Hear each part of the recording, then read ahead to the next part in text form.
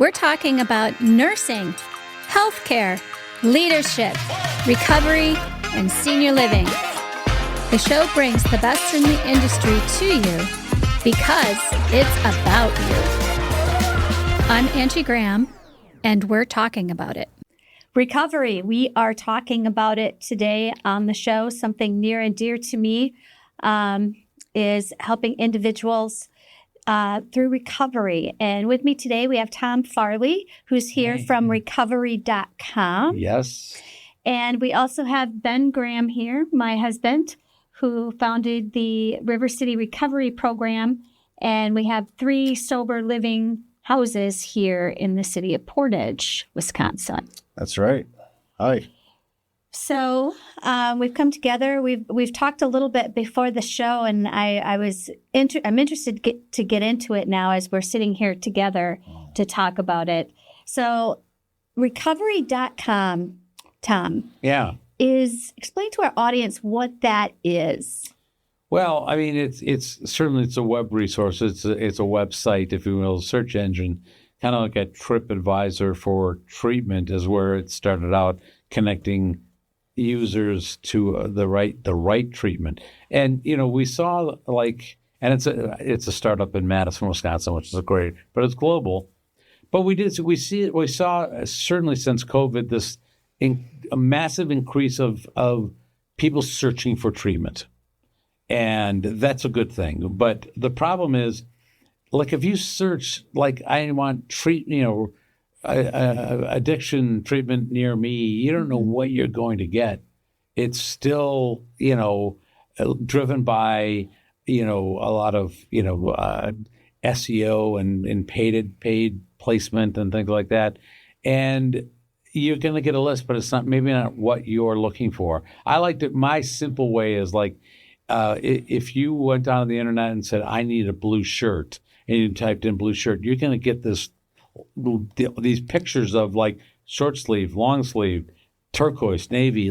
You're still not where you need to be. Mm-hmm. And so this was created, this site, to really match up what are you looking for? Do you want 12-step, or is it something else? What insurance do you have? Where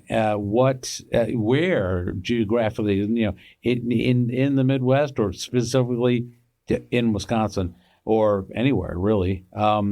And sometimes if it's somebody that has a job, that they need to be in contact with, where can I take my phone? Because a lot of places that, that's part of the treatment is they totally lock off from the outside world. But some people, that's just not realistic. And so you probably won't get many choices that way, but something, and you're right, you're where you need to be. And not only is it great for the individual, but it's great for the treatment centers too, that people we're delivering people to their front door that are the right people. Right. And so they're not spending all this time with assessments and what do you have and verifying insurance at a time when they need help right now. You're at the right place. I can see how this would be very powerful for people because, recovery used to be very anonymous. Yeah. It was, you met in dark basements away from everyone else and no one talked about it. Whereas now today it's becoming more and more talked about and more out there, and people are looking for resources and connections. And so making a platform such as this is going to be so useful to individuals that are looking for resources. Well, for sure. Yeah, absolutely. Not only, and in that process, taking back really control of your, of your health and what you need to heal. A lot of times, we'll just go, I need help, and that's great. You've got to that place of acceptance and admittance, but you're still asking for people to find you the right place. And that was one of the challenges with opening the sober livings. And Ben, you can speak about this, is getting the word out that we were there.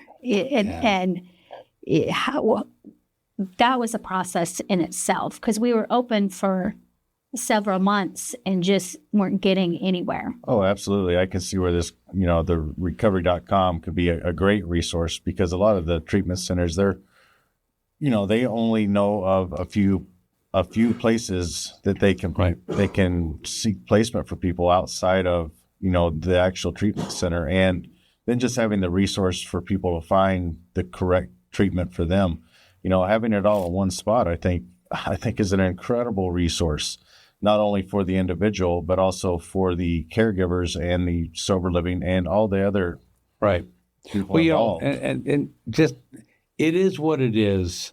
And, because of the system, the way it's set up right now, a lot of the money and a lot of the insurance, a lot of the coverage, is really concentrated in treatment in that 30 days. And the farther away you get away from that, actually, the more deeper you get into recovery, it gets less and less. Like there's almost no money in recovery.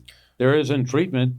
Right. And so you get less and less attention. So all right, but it's probably the most important of the whole piece is the recovery piece. So, well, I mean, to speak on it a little bit, like the initial treatment portion, everyone has this idea that after treatment you're fixed, and they want to put out the fire as quickly as possible.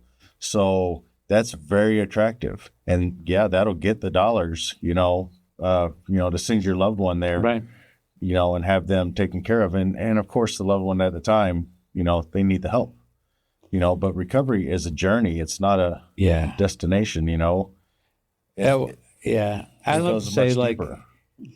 Treatment is like, somebody's in the deep end of the pool drowning. That's right, and you got them to the edge. Treatment gets them to the edge. But they're not out of the pool, and or they haven't learned to swim, or that just, you saved a life. That's huge, a necessary first step. But so much has got to go. Either find a way to get in the pool, get out of the pool, or learn to swim in the pool. But no, I'm somebody who experienced treatment, and that was an eye-opening experience for me. It allowed me to pause, to be separated, It gave me a lot of great information, but you're right. All it did was get me to the edge. Yep. And when I left, I went home. And at home, success wasn't waiting for me at home. Yeah. It was not. And that's why we do sober livings here in Columbia County. Because so tell us, for our audience that is listening, what is sober living? Yeah. Okay. Sober living is first and foremost, it's a safe place to be for someone who is in recovery. It's a place that can't be taken away from you. Yeah, in a sense, as long as you are doing what's necessary to stay there, which is taking care of your share. It's being centered in recovery, and and just being a generally good person, and that's what we're definitely looking for. But sober living is a continuance after treatment. Honestly, a lot of people cannot be successful going home. They cannot be successful. A lot of people don't have a place to go. They get cleaned up. Their family still doesn't trust them. They don't want them home. They need more time. There could be, a relationship problem with whoever they're with, and it's not mended yet, and they need a place where they can thrive and put their life back together. And that's what sober living does. It provides that nucleus. So they come into a residential home and they share that space with other people that are in recovery. That's right. With a set of house rules it's a communal living situation. And ours are divided. We have a women's house and two men's houses. Right. We have a women's house and two men's houses. And, it's a shared living space. It is communal living, but I like to think of it as a safe place for someone to nurture their recovery and get on a little more solid ground out in the world. All of the things that we're doing and what I can see recovery.com is doing, it's putting it back out there into the public. It's breaking the stigma. It's giving recovery a safe place to be.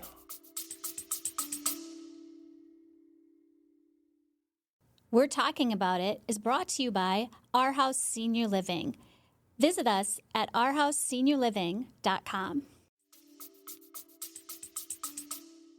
Yeah, and you know what I love? And the thing is, when we say, like, we have these, house rules, and like, but think of it this way, like, these are people that have come as I have come, like, in such, chaotic, environments, and really they come from a place, no matter where they are or what it's for, they're in such a state of survival. Right. And that's not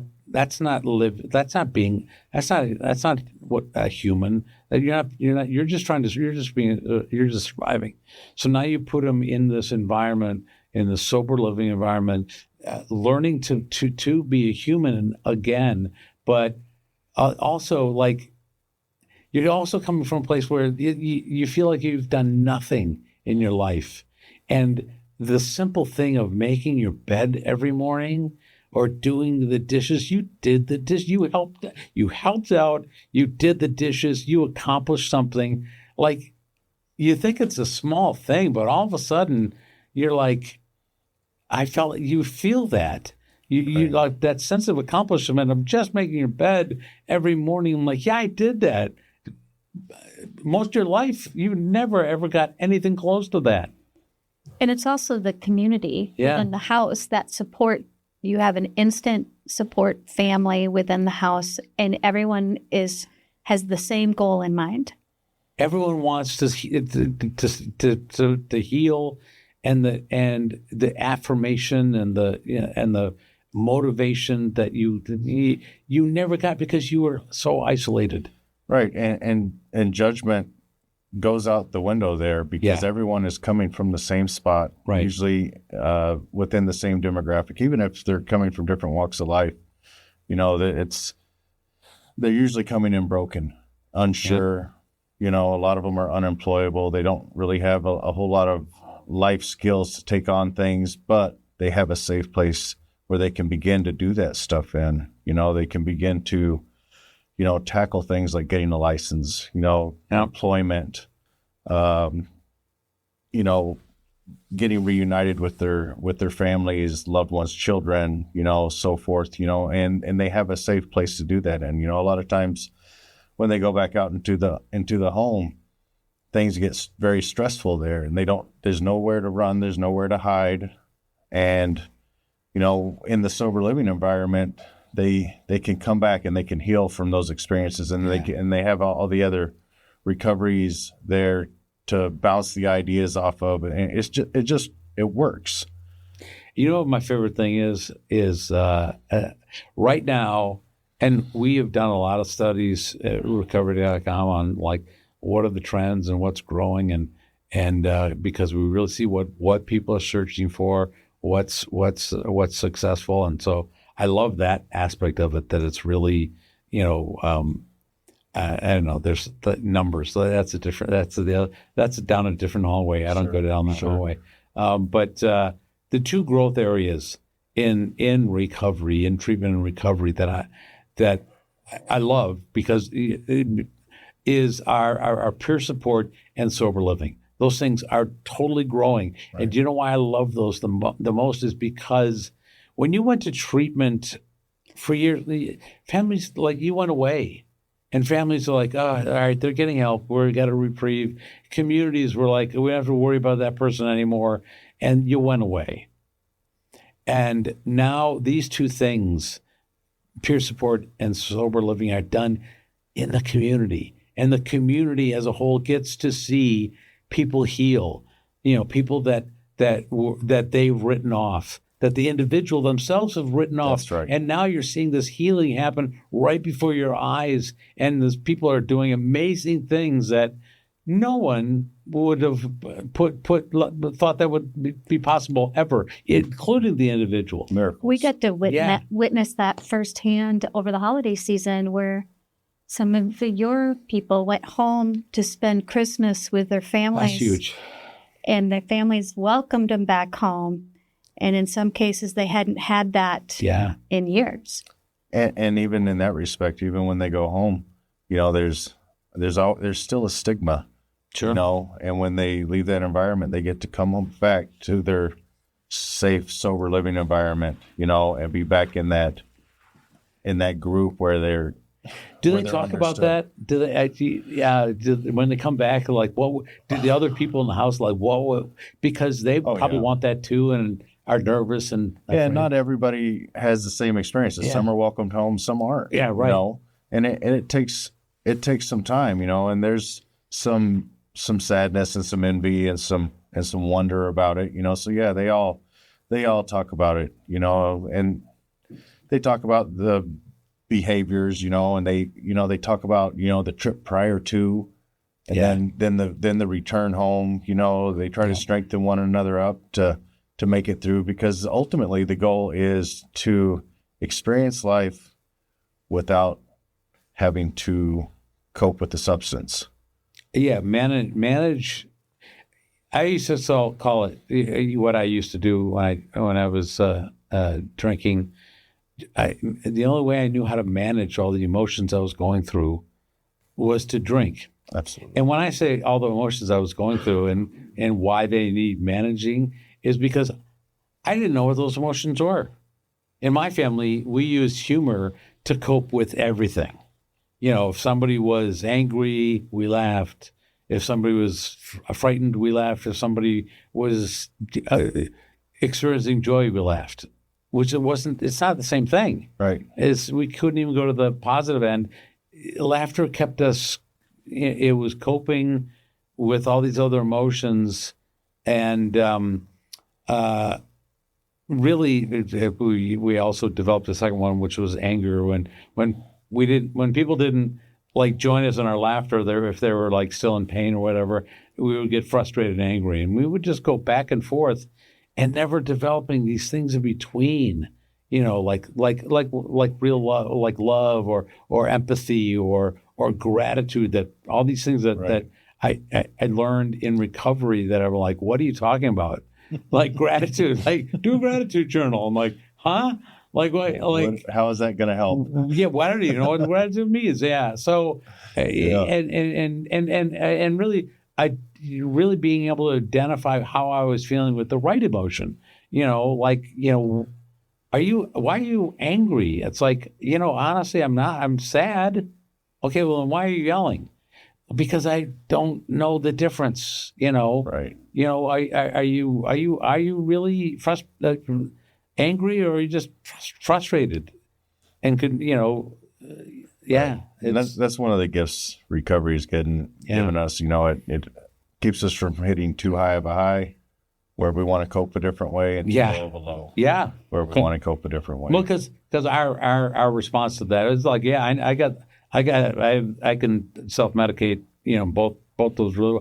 I can buy my own prescription for that. Absolutely. And one thing I heard you guys talking about earlier, and I think people that haven't had the experiences that you both had and are on the outside looking in, is what is the difference between being sober and recovery? Oh, yeah. Because people think it's the same. Like if you're on the outside, well, if you're sober, you're recovered. I didn't understand the difference between the two until actually you explained it to me at one point. But you guys were talking about that a little bit before. So could you explain to our audience being sober versus recovery? Well, being sober is just that. It's just being removed from the temporary solution. And when Tom was just talking about it, what are those emotions? Why am I feeling them? What's the root cause?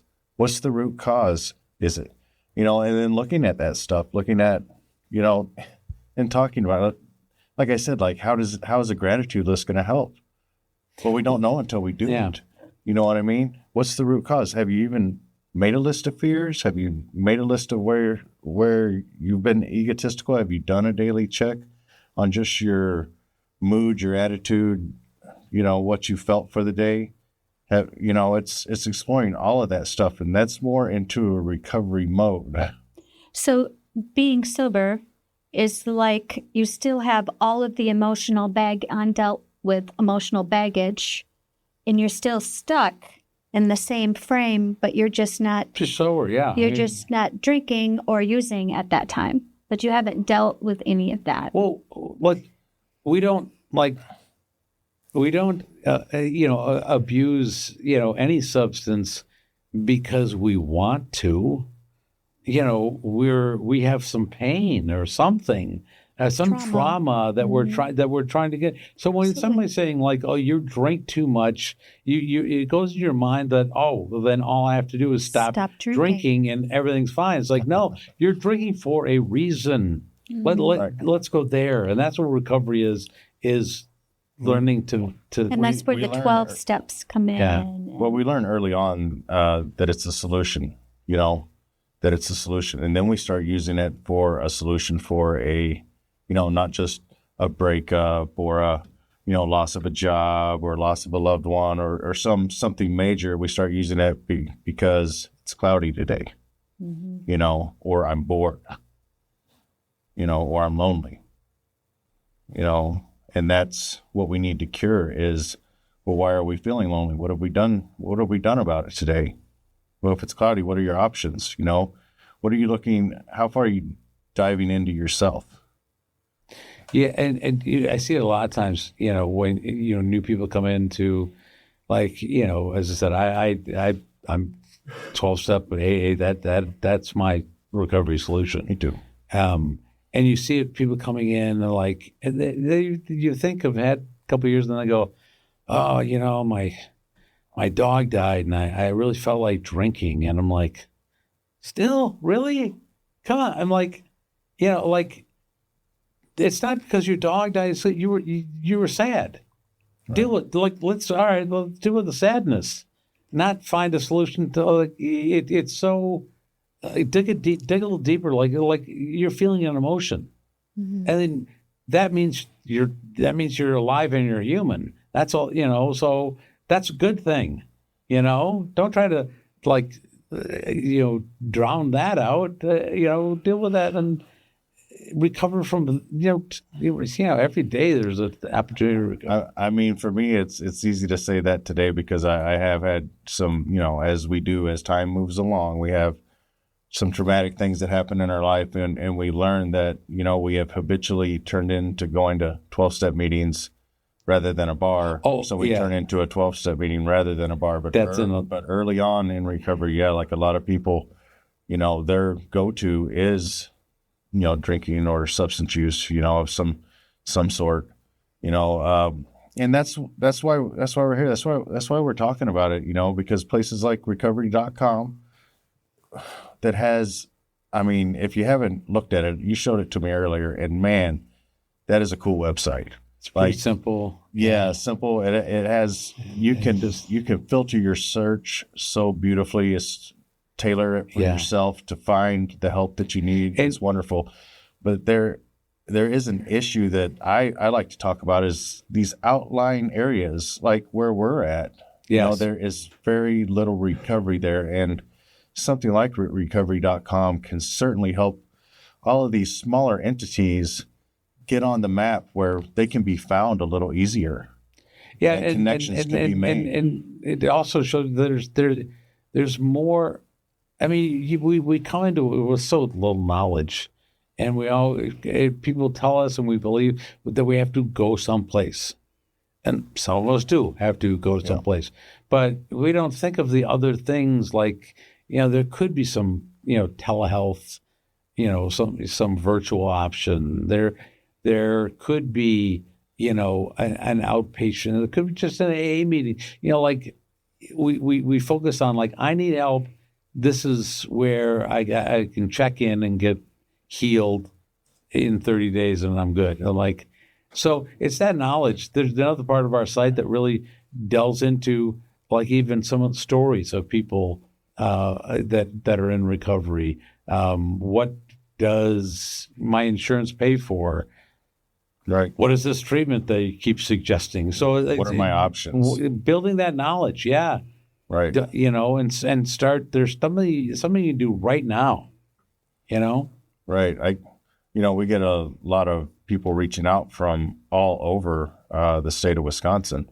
And there are some specific reasons that they'll reach out to us in particular, because we do accept people on Spoxen, methadone, things like that, and to have all that stuff on a website where a person can tailor it to themselves is just great, because it will save so much time, and it will get them right to the help that they need a whole lot quicker.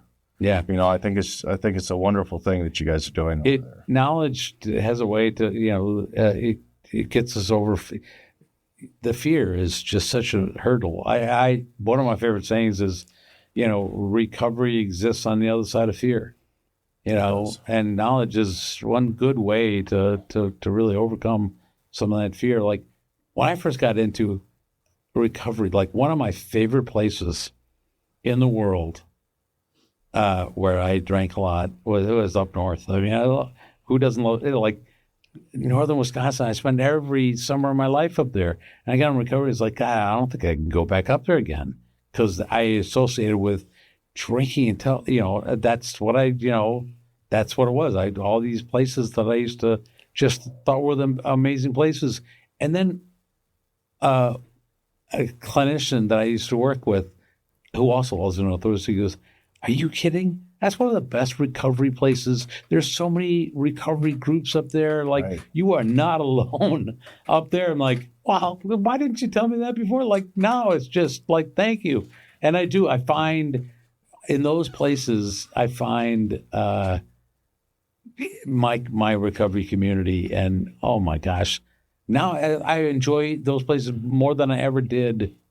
Well, I got to tell you, you made me think of something, just talking about reminiscing up north and things like that. I was thinking about the culture.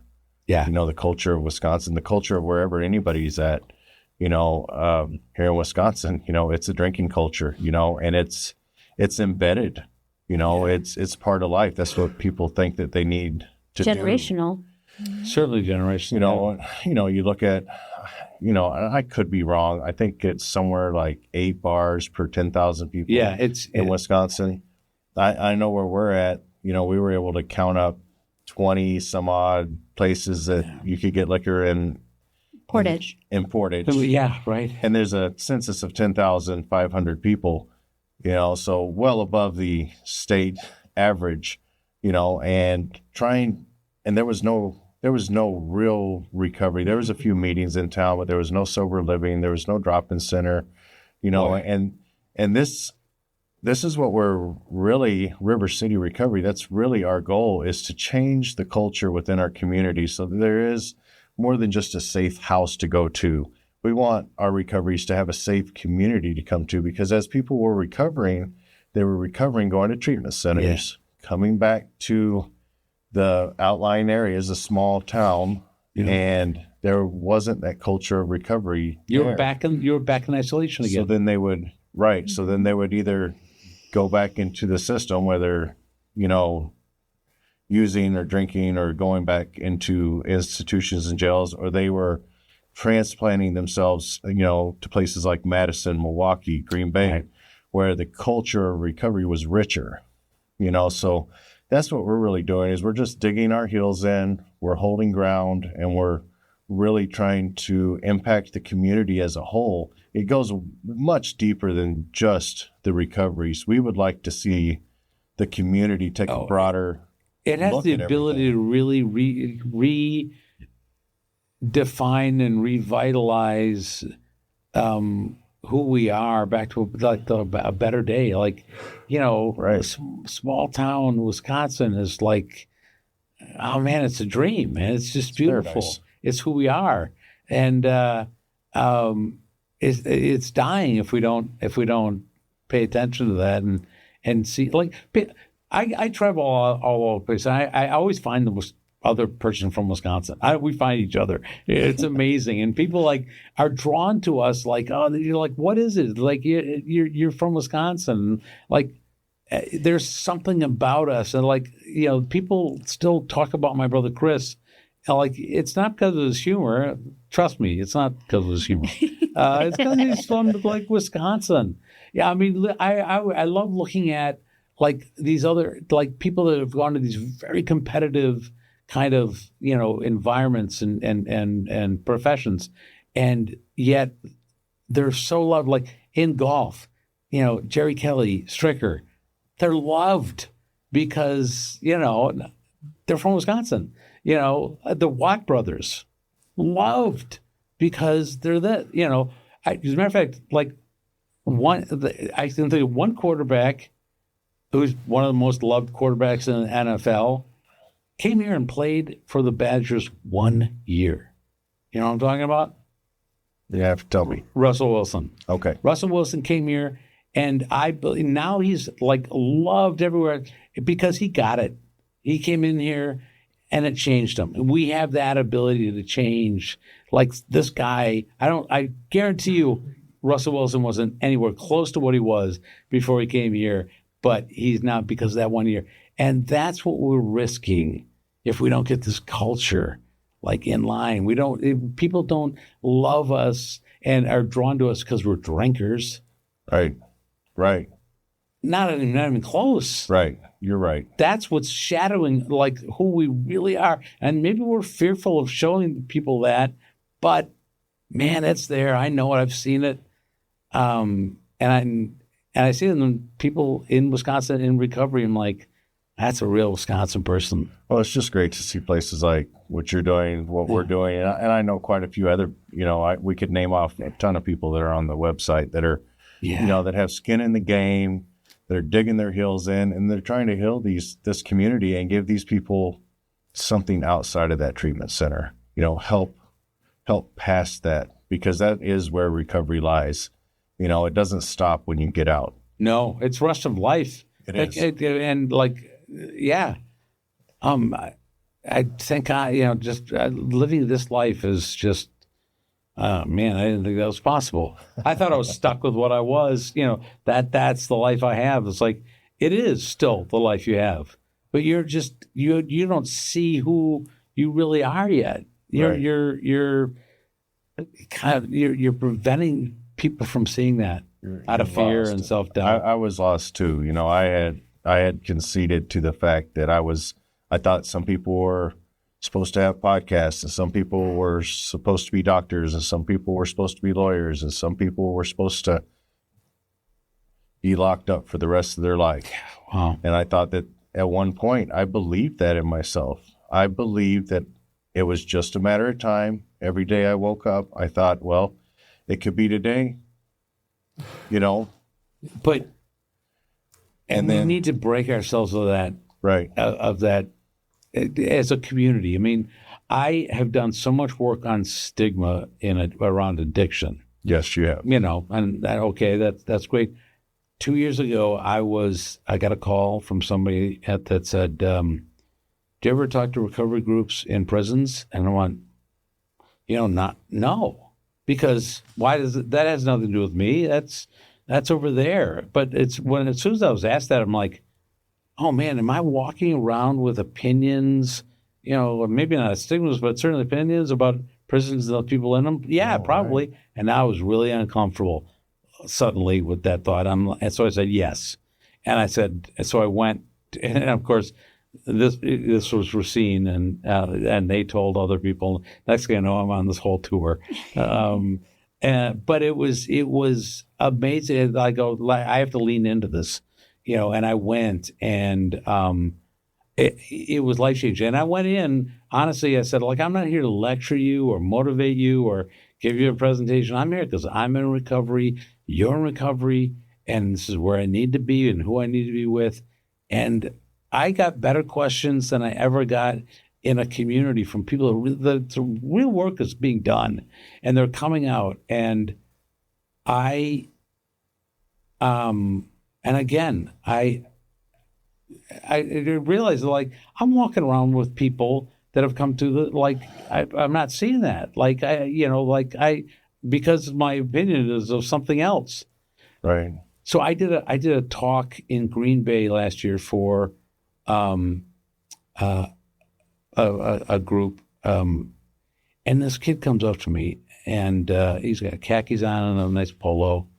And he goes, that was really good. I've seen you talk before.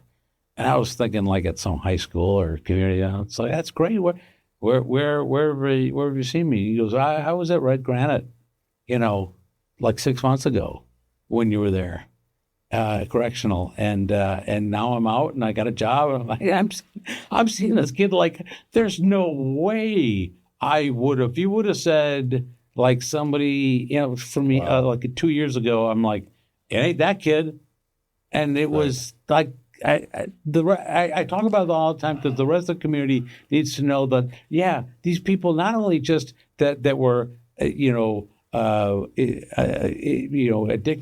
or alcohol or were in prison, like they're walking around doing amazing things, and you're not seeing it because of your opinions or stigmas. They tell us don't leave before the miracle happens. Well, the miracle doesn't stop happening. Yeah. It continues to happen.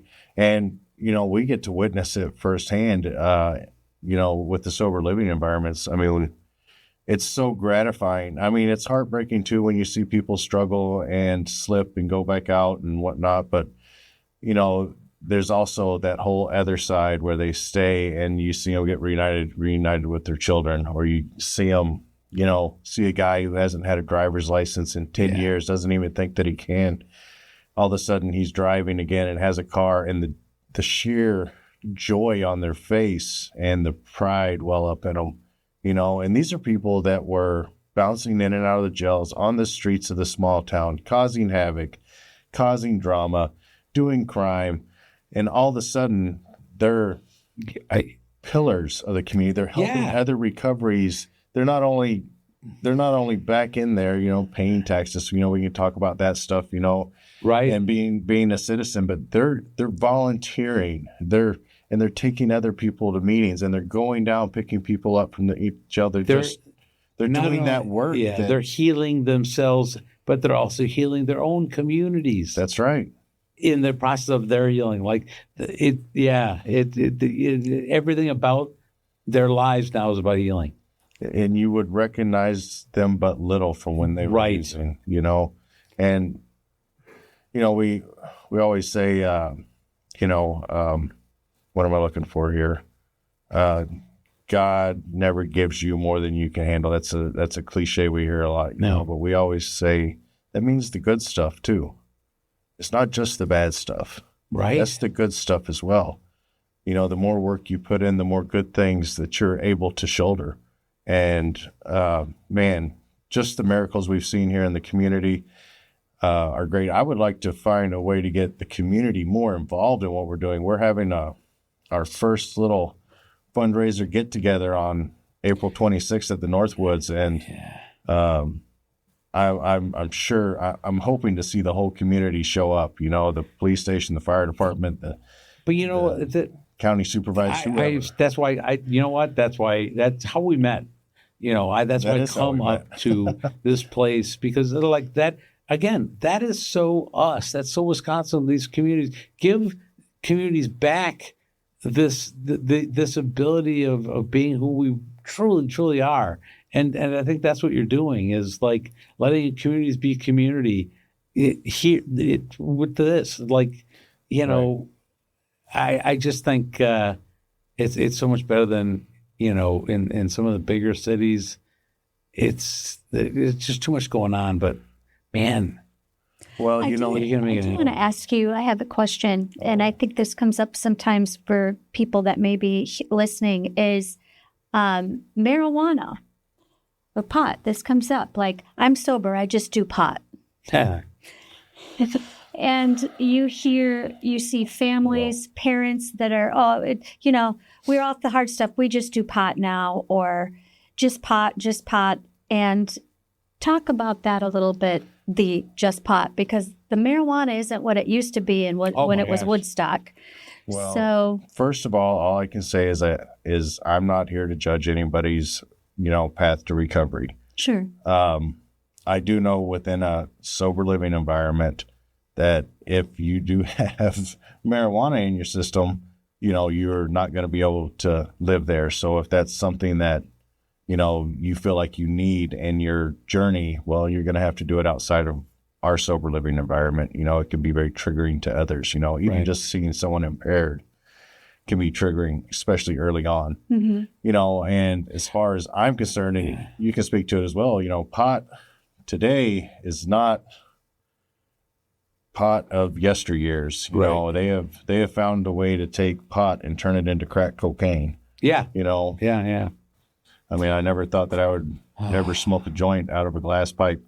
But two things that for one of the things you said that I loved is like, it's not always about you. As you said, your behavior could be like really triggering for somebody else, and not in a community and under one roof where you're trying to like all live together. Like, think of the greater good. Like think outside yourself. Take the ego out of it, as we love to say. When you guys talk about sobriety, it is clearly sobriety. There's not marijuana. It's not. It is. Well, clear off of the substances. Yeah, I absolutely. But why is that? And we talked a little bit about this before. Is like, I'm amazed at just this authentic self I've found myself putting out to the world and getting people like really wanted to, attracting people like you, they really like me. And it's because that authentic self. So if you're doing anything that blocks that authentic self from showing the world this person, then maybe that's not something you should be doing. If you're doing any substance to manage, this fear of some emotion or some trauma that you had, like work on that. But like you're not being the authentic self you can be, and you're not showing people, and you're not dealing with whatever it is you're dealing with. So I don't see how any of that stuff is good, because it's blocking you from being, who you truly are. I really wish, and just on this subject, before all of this legalization, I really wish there was only one proper place to really start, and that's it is decriminalizing. I think that has caused undue trauma to so many people, and that's more of a drain. And when you think of the cost that has, it has a huge cost. Yeah. And I can only speak from my own experience. I smoked pot like I drank. I drank like I used meth. I used heroin like it was all addictively, So, when someone comes to us, it's usually they suffer from the same thing that I did most of the time. So for them to use any kind of mind or mood altering substance, they're never going to experience a different solution to that problem, and it's all about finding that other solution outside of it. Miracles, we've been talking about miracles. I've seen so many people come in that have been disabled on fistfuls of meds, with social workers telling them that they can't work and they can't do anything, and they're maladjusted to life.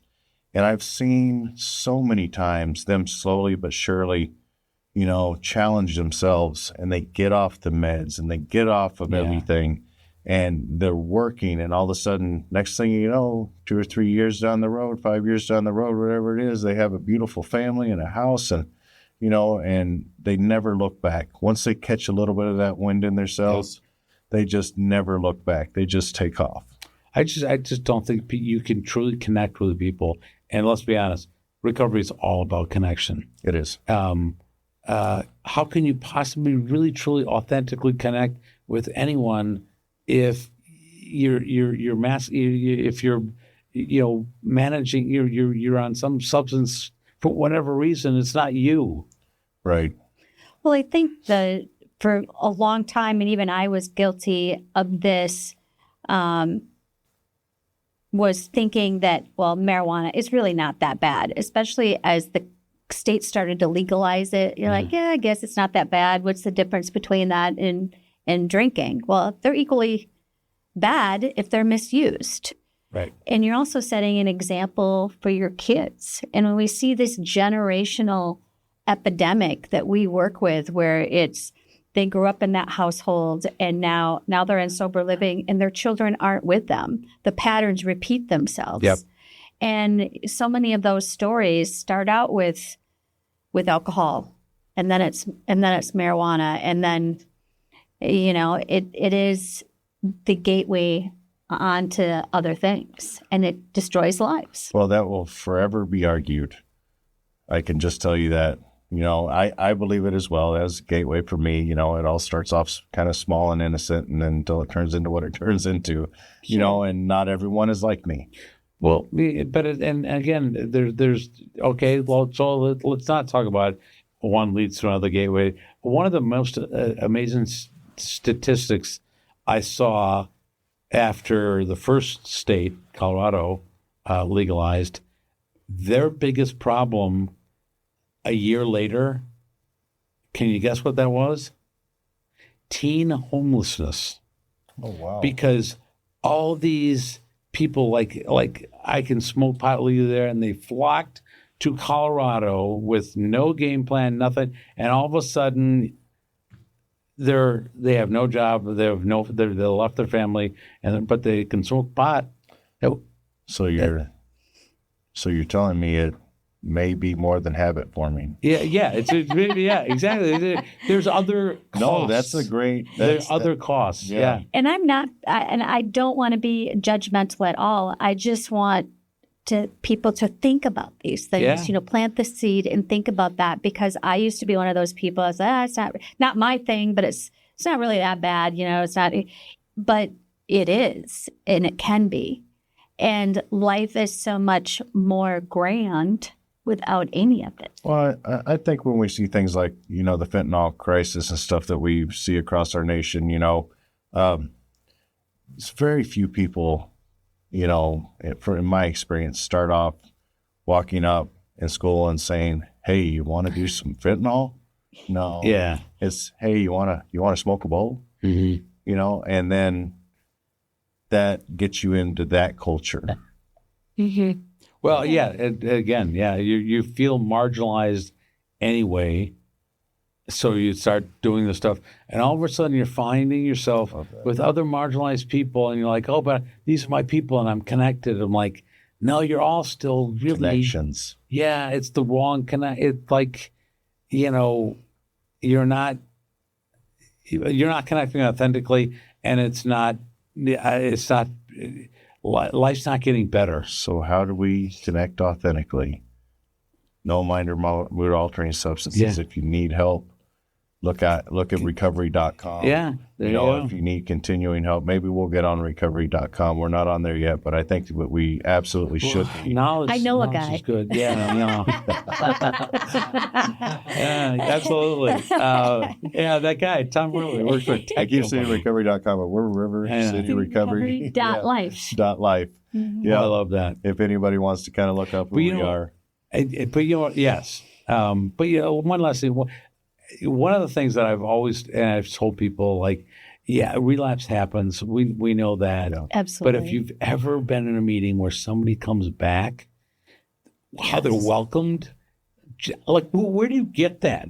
And I always feel bad. How long did it take you to get back here? Right. Because of the shame and the guilt. It's like, but look what you got when you come back. And we were so happy you're here. It's life or death. We know it. Yeah. We've lived it. And it's just where do you get that? That just joy of coming back to and you see it on their faces where even before they came in through the door of the room, they're racked with guilt and shame. It's I'm going to have to admit that I went out again. And right. The response they get was oh man, I'm so glad you're back. You're oh, I should have come back, last week. We've seen it happen too. We've had people in the program. We've got people in the program right now that have left and come back. And how many times does it take? Sometimes it takes people 10 times going out, coming back, going out, we coming don't care back. how long it takes. We just want to see them live. Yeah. At some point, you got to believe that we're just trying to save lives. Yeah. And I'm always full of gratitude when someone comes back. Yeah. Because when they're out there, you don't know if you're ever going to see them again. Right. You don't know. There's a gentleman that Ben has been working with that he's put a lot of time in. He's out there again right now. He's been back twice, and now he's gone again. And I think about him often, and I just hope he's safe. I hope he finds his way back. And the way I like to also say is like, I'm not in recovery to spend the rest of my life in some church basement. I'm a social person. I love being out amongst the people. But when I'm out there and I find myself being somebody I'm not, like just being this, somebody's brother, making everyone laugh, not being who I am, I'm like, okay, that's not you. Now you know what to do. You need to call somebody. You know what to do. Go to a meeting, call somebody. Like, get back. That grounds me. I go to a meeting and I'm immediately grounded. But I want to go out and show that to the rest of the people. If I just stay, I'm still in isolation if I just stay in like going from meeting to meeting. Oh, that's right. I need people to see that. But thank God, because it's always there. Just ready to come back, like you need a drink. I know it's there, or the fear or the self-doubt. And so I know what to do now. I know where to go. Well, I just want to wrap this up and say I really appreciate the work that both of you do with people out there. And let's hope that this conversation today saves lives. And if there's someone out there that needs help, go to recovery.com. A great place to start with some resources. If you're looking for sober living, contact rivercityrecovery.life. If you'd like to help Ben and I on our mission to help others, if you go to rivercityrecovery.life, there's also a donate button. And that money is used to help house individuals in our sober living. So, Tom, I appreciate you so much coming up and talking with us on this very important subject. And I'm sure we're going to have more conversations. Yes. And stay connected. And I can't wait to there's one of my favorite things is I can't wait to come to homes and just talk to the people. Like, as I said, I'm in recovery. That's where I need to be. And they'd love that. We've been talking about that way too long. Let's make it happen. Okay. Yeah, we'll make it happen. Well, we said we'd talk about it. We did. Thank you, everyone. Yeah, thank you. Yeah, thank you. You can find the We're Talking About It podcast on YouTube, YouTube Music, Spotify, Amazon Music, and don't forget to like, follow, and subscribe.